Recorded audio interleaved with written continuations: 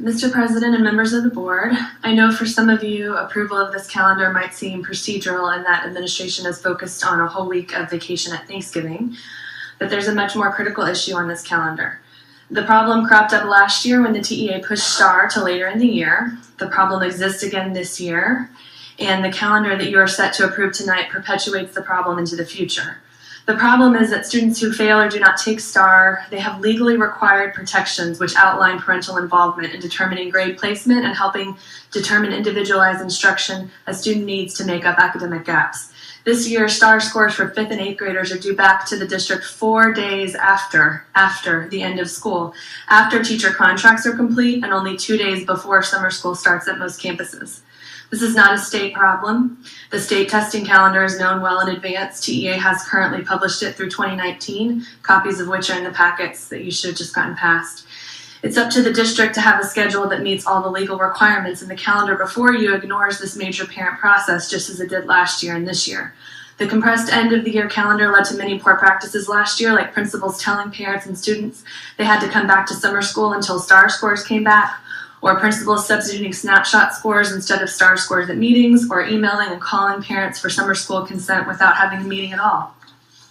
None of these procedures are lawful under the Student Success Initiative, and they are truly disrespectful to parents. So I ask you, 1, please table approving any school calendars until administration has solved these conflicts. 2, follow last year's precedent and suspend the use of STAR scores as a promotion standard for non-state required grades, 3rd, 4th, 6th, and 7th. Happy to hear that that's already being discussed. 3, bring the summer school schedule into the same official calendaring process as the regular school year so that conflicts like this have greater transparency and receive the same public input. 4, guarantee that all teachers necessary to a student's grade placement and accelerated instruction planning are available and compensated for participating in GPC meetings.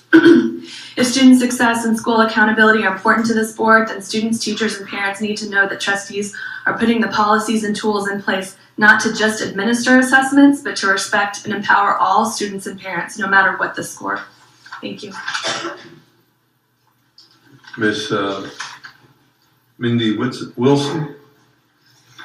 Trustees, we just heard about the lack of time for the state-required parent involvement, given that the STAR results for 5th and 8th graders are returned 4 days after school is over and 2 days before summer school starts. Well, for grades 3, 4, 6, and 7, those results are not due to come back until June 14th, 2 weeks after summer school starts. I would like to refer you to the minutes of this board 1 year ago at last December's meeting. You unanimously approved a resolution suspending these promotion standards because, and I quote the administration's justification at the time, because of the delay in reporting of STAR test results for grades 3, 4, 6, and 7 in mathematics reading until June, the HISD Board of Education is required to approve the suspension of a portion of EIE local, specifically paragraph 2B at promotion standards.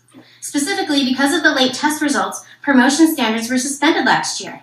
Nothing has changed this year. This problem still exists. Why does the state return these results to districts so late? Because no other district in the state uses them as promotion standards in these grades. And if you maintain the promotion standard without having the scores at the end of the year, you're essentially approving a calendar that sanctions principals ignoring the involvement of parents in their child's education decisions. So I ask you, 1, please table approving any school calendars until administration has solved these conflicts to the satisfaction of the board. 2, follow last year's precedent and suspend the use of STAR scores as a promotion standard for non-state required grades 3, 4, 6, and 7. 3, bring the summer school schedule into the same official calendaring process as a regular school year so that conflict like this have greater transparency and receive the same public input. 4, guarantee that all teachers necessary to a student's grade placement and accelerated instruction planning are available and compensated for participating in the GPC meetings. If student success and school accountability are important to this board, then students, teachers, and parents need to know that trustees are putting the policies and tools in place, not just to administer assessments, but to respect and empower all students, no matter how they score. Thank you. Ms. Carolyn Mildar. Mr. Carranza, you have said many times that you believe in empowering parents. Well, here we are, letting you know that your administration has been ignoring processes required by the state to protect our involvement in our child's education. Please support this board when we ask them to table approving any school calendars until these conflicts are solved. Follow last year's precedent and suspend the use of STAR scores as a promotion standard for non-state required grades, 3, 4, 6, and 7. Bring the summer school schedule into the same official calendaring process as the regular school year so that conflicts like this have greater transparency and receive the same public input. Guarantee that all teachers necessary to a student's grade placement and accelerated instruction planning are available and compensated for participating in GPC meetings. If student success and school accountability are important to this board, then students, teachers, and parents need to know that trustees are putting the policies and tools in place not just to administer assessments, but to respect and empower all students, no matter how they score. Thank you. Thank you.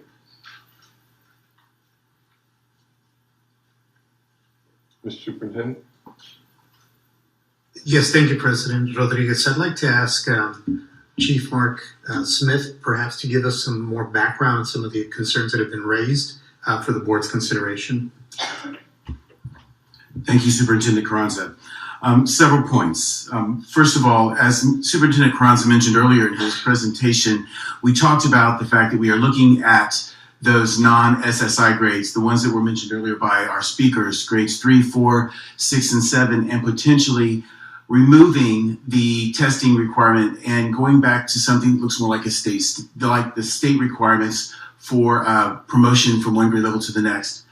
As a matter of fact, we started yesterday by meeting with our ad hoc group of principals and running through several of these scenarios with them and talking about the fact that we have standards that are different than the rest of the state, and that when we look at how we are doing with promotion and with graduation, that it's really hard to do an apples-to-apples comparison when our standards are different than others across the state.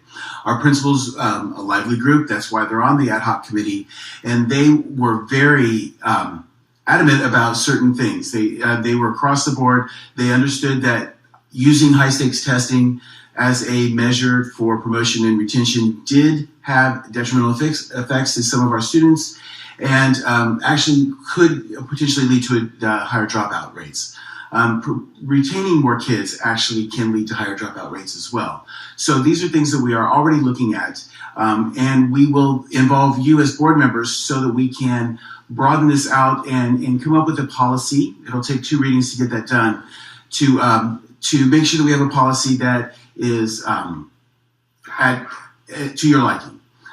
Secondly, the state moved back the testing dates so that we can have more instruction prior to testing. And when they move the testing dates back, then the results come back later.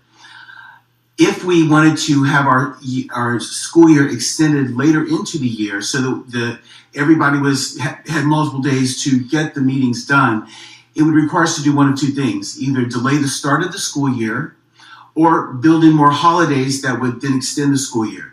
But in both of those cases, that's actually counterproductive to what the state's trying to do, which is give us more instructional time prior to testing.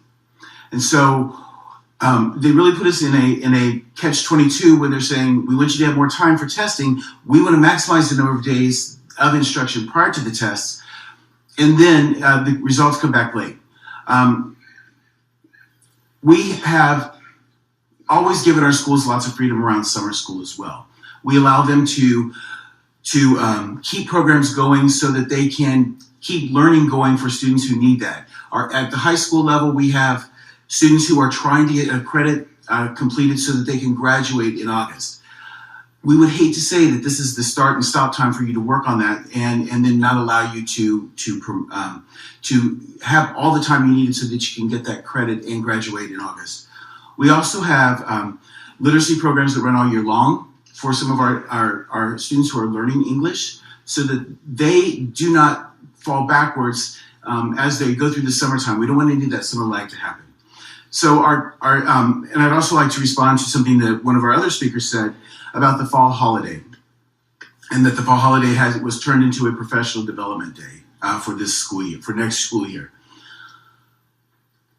Teachers are contracted for 187 days. When we put 2 additional holidays in for the week of Thanksgiving, giving everyone the full week off, we extended the school year by 1 day, which added another day for students and for teachers, and we turned the fall holiday into Professional Development Day. When our schools put together their, in the spring, they have to tell us what they intend to use professional development days for at the beginning of the year, as well as any of the days that are built in throughout the year, as well as the early dismissal days. For the fall holiday, one of the things we're going to allow schools to consider is to trade out the hours on that day for professional development that a student may take it, or a teacher may do at a different time. So for instance, if a teacher does 2 Saturday mornings and receives professional development credit for that, then they can have the fall holiday as a day off. And if they need it for religious reasons, then that'll be free for them to do that. It'll also be allowed for any teacher, to be quite honest. They can take professional development in the summertime, accrue those 6 hours, and then have that day off as well. And so it'll be a trade-off, if you will. It'll still be required to have professional development, but they'll be allowed to trade some of that off. Schools will make that decision this spring prior to you all looking at the waivers and approving those later in the school year. And the principal approves that professional development if they decide to do it the example way that you decided? Yes. And they approve that day? Yes. Okay, thank you. Ms. Jolanda Jones? I was just going to say a couple of things. Any kind of schedules that we have that we can fix that affect a parent's ability to move their child forward concerns me. It also concerns me, I don't even know how many religions there are, but I know there are a lot.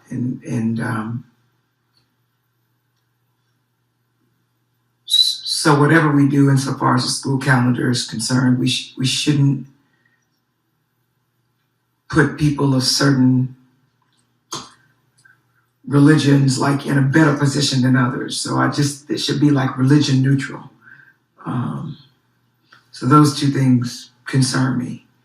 And I didn't really hear you talk about that in your response. So if this goes forward, I would have to vote against it for those reasons. Ms. Wanda Adams? Thank you, Mr. President. I would like to, and I probably want to ask legal if this is correct, I would like to make a motion to send this or amend this or send it back to the administration until we get everything lined up. I think what Mark is saying, so everything is matching up together. Because if we pass this now, then we come back in January, we would have to seem like we have to do some amending stuff going on. So I would like for us just to send this item back to the administration to work on it some more and then probably bring it back at a later date.